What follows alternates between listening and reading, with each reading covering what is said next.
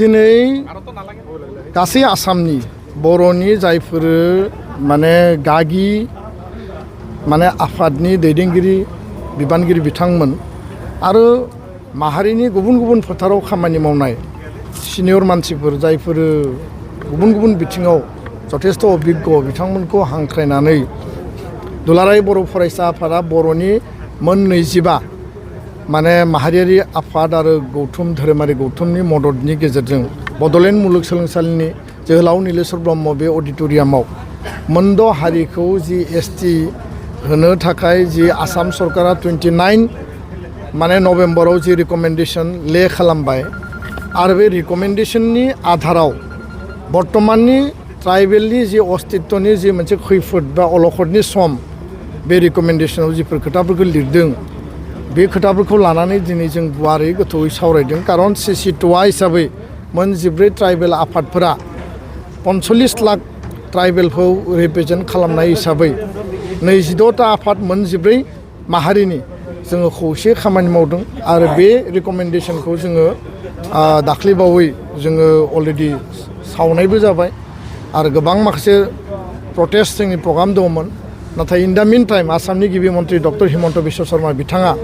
केबिनेटनि गेजेरजों खावलायनानै ग्रुप अफ मिनिस्टारनि चेयारमेन डक्टर अनुज पेगुजों रायलायनायनि थाखाय मोनसे बेबस्था खालामबाय 4 डिसेम्बराव ग्रुप अफ मिनिस्टारजों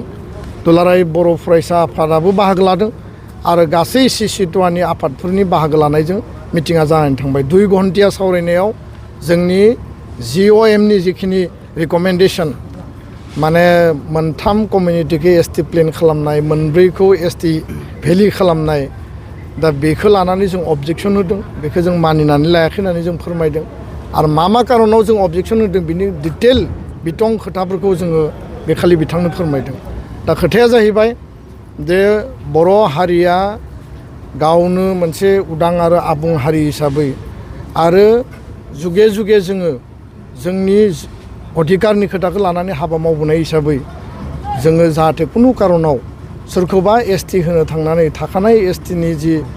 जोंनि जि क्षमता जोंनि जि अधिकार जोंनि राजनितिक माने एरेन्जमेन्ट जोंनि एडमिसन जोंनि साख्रि बाख्रि खुनु कारनाव जाहाथे खति जाया कारन नेशनेल लेभेलाव एसटिया मोनसेयानो 7.5 बे मोनसे थोरसियाव गासै 2 कौटियाबो दा हाबगोन आरो बे हिसाबै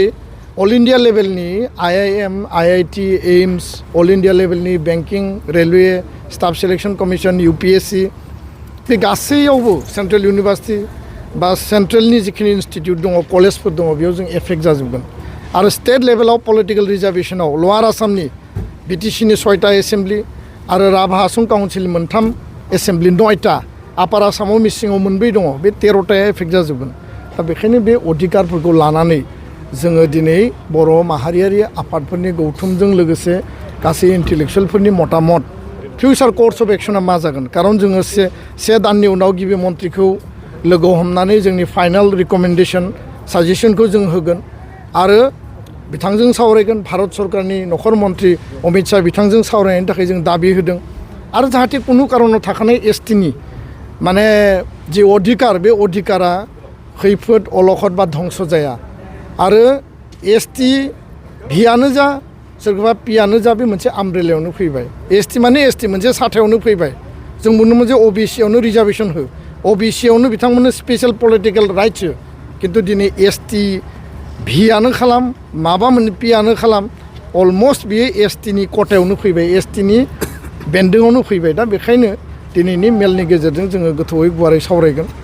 आरो दा जिफोर थासारिफोर जाबाय थादों पलिटिकेलि बिनि सायावबो जों गोथौ आरो गुवारै दिनै सावरायगोन।